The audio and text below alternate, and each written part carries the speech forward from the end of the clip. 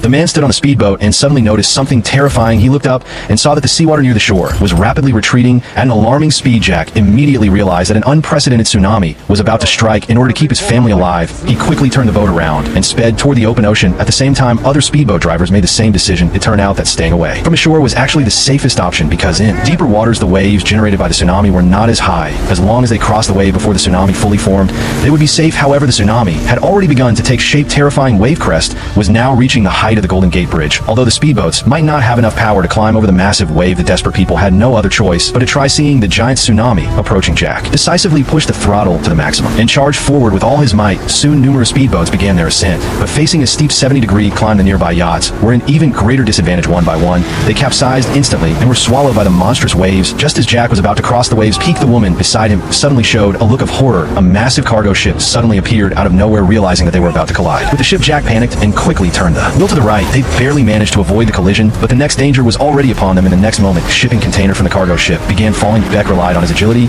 and skilled maneuvering to dodge them one after another. Fortunately, he successfully evaded the falling containers and finally reached the safe waters. However, the 100,000-ton cargo ship crashed downward with full force. Along with the monstrous tsunami, it ruthlessly surged toward the Golden Gate Bridge. In an instant, the bridge was completely destroyed. Immediately after, massive waves rushed toward the shore at an unstoppable speed. People screamed and fled in all directions, but there was nothing they could do against the terrifying water. The raging tsunami surged rapidly into the heart of San Francisco, leaving devastation in its wake.